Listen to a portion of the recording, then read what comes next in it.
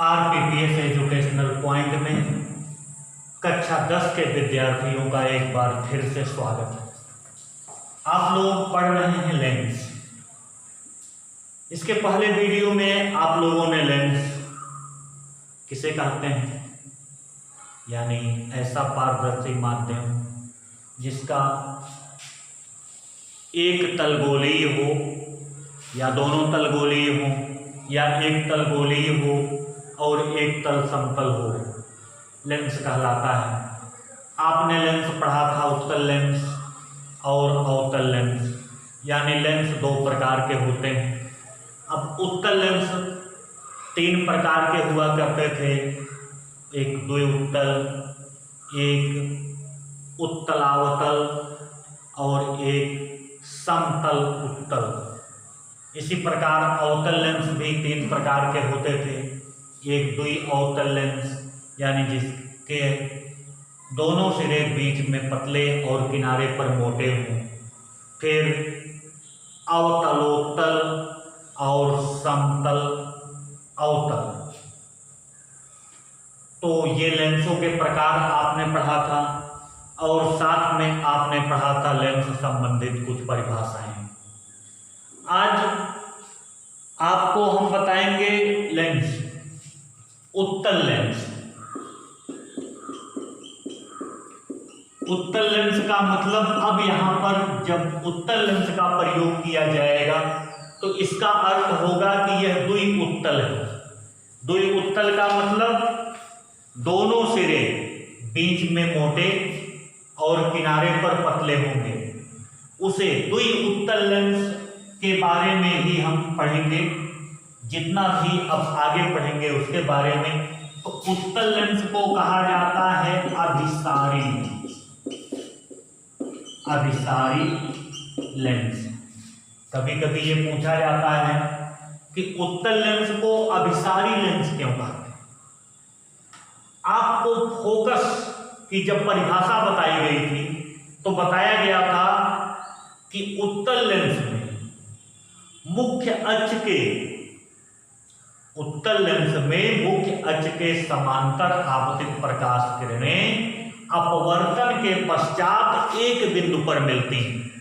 यानी जब अपवर्तन होता है तो वो उसके फोकस से होकर जाती हैं, फोकस पर मिलती हैं, यानी यह किरणों को एक बिंदु पर केंद्रित कर देता है। मुख्य अक्ष के समांतर आने वाली किरणों को उत्तल लेंस एक बिंदु पर अभिसरित कर देता है, यानी एक बिंदु पर केंद्रित कर देता है। इसीलिए उत्तल लेंस को अभिसारी लेंस कहते हैं। उत्तल लेंस को अभिसारी लेंस कहने का तात्पर्य क्या है कि उत्तल लेंस मुख्य अक्ष के समांतर आने वाली किरणों को एक बिंदु पर केंद्रित कर देता है। इसीलिए उत्तल लेंस को अभिसारी लेंस कहते हैं। और अवतल लेंस, अवतल लेंस, अवतल लेंस को अपसारी लेंस कहते हैं। अपसारी माने होता है अपसरित करना, यानी फैलाना।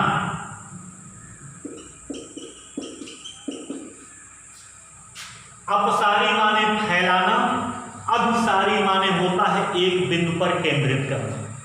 अवतल लेंस मुख्य अक्ष के समांतर आपतित प्रकाश किरणों को फैला देता है, अपसरित कर देता है।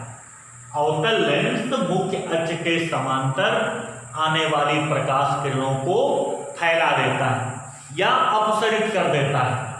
इसीलिए अवतल लेंस को अपसारी लेंस कहते हैं। आप समझ गए होंगे उत्तल लेंस अभिसारी क्यों कहलाता है, क्योंकि यह मुख्य अक्ष के समांतर आने वाली किरणों को एक बिंदु पर केंद्रित कर देता है, यानी उनको अभिसरित कर देता है। इसलिए इसे अभिसारी लेंस। अवतल लेंस को अपसारी क्यों कहते हैं, क्योंकि यह मुख्य अक्ष के समांतर आने वाली प्रकाश किरणों को फैला देता है। अगर उदाहरण देखना है तो उदाहरण देख सकते हैं। ये मान लेते हैं आपका अवतल लेंस है, ये मुख्य अक्ष है, मुख्य अक्ष के समांतर प्रकाश किरण आ रही है, ये देखिए सब एक बिंदु पर अपवर्तन के पश्चात केंद्रित हो रही हैं, एक ही बिंदु से होकर जा रही हैं।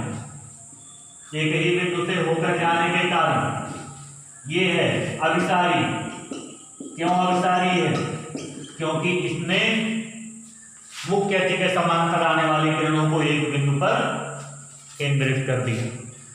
अवतल लेंस को अपसारी कहते हैं, ये मान लेते हैं अवतल लेंस। ये मुख्य अक्ष है, यहां मुख्य अक्ष के समांतर कोई प्रकाश किरण जाएगी तो ये देखिए फैला देगा। यहां से मुख्य अक्ष के समांतर जाएगी तो ये फैल जा रही है, एक बिंदु पर केंद्रित नहीं होती, बल्कि ऐसे जाके यहाँ पर कहीं एक बिंदु से निकलती हुई प्रतीत होती। यहाँ पर किरण फैल जा रही है तो ये है अपसारी लेंस। अपसारी लेंस आप जान गए होंगे। उत्तल लेंस को क्यों अभिसारी कहते हैं? क्योंकि एक बिंदु पर यह किरणों को केंद्रित कर देता है। और अवतल लेंस को अपसारी इसलिए कहते हैं क्योंकि यह किरणों को फैला देता है, अपसरित कर देता है। अब आप पढ़ेंगे किरण आरेख का उपयोग द्वारा लेंस से प्रतिबिंब का बनना, यानी लेंस द्वारा प्रतिबिंब बनाने के नियम। लेंसों द्वारा प्रतिबिंब बनाने के नियम या लेंस द्वारा प्रतिबिंब बनाने के नियम। अगर ये नियम आप याद रखेंगे तो आसानी से आप कोई भी प्रतिबिंब वस्तु किसी भी स्थिति में रखी हो बना सकते हैं। यदि इन नियमों को, तीन नियम हैं, तीनों नियम आपको बताए जाएंगे। यदि इन तीनों नियमों को आप याद रखते हैं तो आसानी से हर हाल में आप अवश्य ही प्रतिबिंब बना लेंगे। तो लेंस द्वारा प्रतिबिंब बनने के तीन नियम। प्रथम नियम, पहला नियम, प्रथम नियम यह है कि लेंस के मुख्य अक्ष के समांतर आपतित प्रकाश किरणें लेंस से अपवर्तित होकर उसके द्वितीय मुख्य फोकस से होकर जाती। उत्तल लेंस में द्वितीय मुख्य फोकस से होकर जाती है और अवतल लेंस में द्वितीय मुख्य फोकस से होकर जाती हुई प्रतीत होती। पहला नियम यही है। ये देखिए, ये आपका अवतल लेंस, ये मान लेते हैं द्वारक है, इसका L1 L2। यहां पर कहीं प्रकाशिक केंद्र है,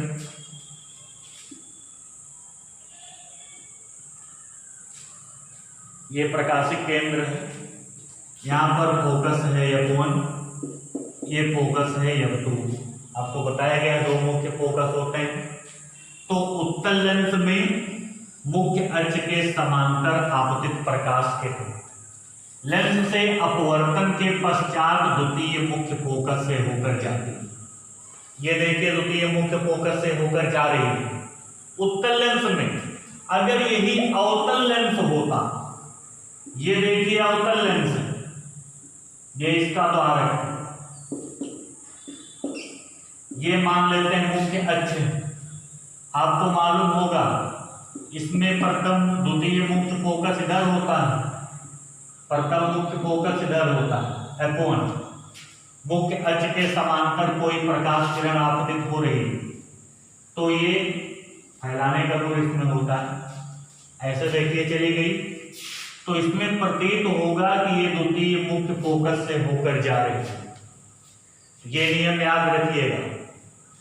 मुख्य अक्ष के समांतर आपतित प्रकाश किरण दर्पण से, लेंस से परावर्तन के पश्चात उत्तल लेंस में द्वितीय मुख्य फोकस से होकर जाती है और अवतल लेंस में द्वितीय मुख्य फोकस से होकर जाती हुई प्रतीत होती है।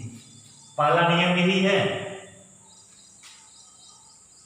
उत्तल लेंस में मुख्य अक्ष के समांतर आपतित प्रकाश किरण लेंस से अपवर्तन के पश्चात द्वितीय मुख्य फोकस से होकर जाती है, और अवतल लेंस में मुख्य अक्ष के समांतर आपतित प्रकाश किरण लेंस से परावर्तन के पश्चात द्वितीय मुख्य फोकस से जाती हुई प्रतीत होती है। दूसरा नियम,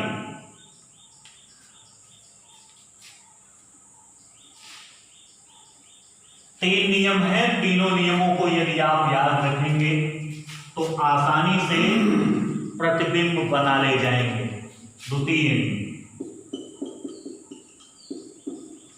द्वितीय नियम ये कहता है कि प्रथम मुख्य फोकस से होकर जाने वाली प्रकाश किरणें लेंस से अपवर्तन के पश्चात मुख्य अक्ष के समांतर हो जाती है।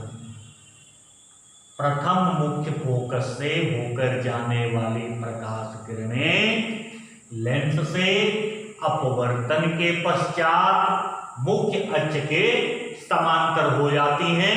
यानी जो पहला नियम था उसी का विपरीत ये है। ये देखिए, उत्तल लेंस क्यों उत्तल है? बीच में उभरा हुआ, किनारे पर पतला। ये मुख्य अक्ष है। ये प्रथम मुख्य फोकस है F1, ये द्वितीय मुख्य फोकस है F2। कोई प्रकाश किरण प्रथम मुख्य फोकस से होकर जा रही है तो ये लेंस से अपवर्तित होकर मुख्य अक्ष के समांतर हो जाएगा। ये उत्तल लेंस में, उत्तल लेंस में प्रथम मुख्य फोकस से होकर जाने वाली प्रकाश किरण लेंस से अपवर्तित होकर मुख्य अक्ष के समांतर हो जाती है। लेकिन अवतल लेंस में प्रथम मुख्य फोकस की ओर जाती हुई प्रतीत होने वाली प्रकाश किरण ये भी मुख्य अक्ष के समांतर हो जाती है। ये मुख्य अक्ष है। अवतल लेंस में आपको बताया गया होगा प्रथम मुख्य फोकस इधर होता है F2। मुख्य फोकस की ओर एक किरण जा रही है। मान लीजिए ऐसे कोई किरण है और ये फोन यहां पे है। प्रथम मुख्य फोकस की ओर जाती हुई प्रतीत हो रही है। प्रथम मुख्य फोकस तो ये यहां से अपवर्तित होकर मुख्य अक्ष के समांतर हो जाएगी। ये भी जान गए होंगे कि प्रथम मुख्य फोकस से जाने वाली प्रकाश किरणें उत्तल लेंस में अपवर्तन के पश्चात मुख्य अक्ष के समांतर हो जाती है उत्तल लेंस में, और अवतल लेंस में प्रथम मुख्य फोकस की ओर जाने वाली प्रकाश किरण या जाती हुई प्रतीत होने वाली प्रकाश किरण लेंस से अपवर्तन के पश्चात मुख्य अक्ष के समांतर हो जाती है। ये दूसरा नियम है। और तृतीय नियम,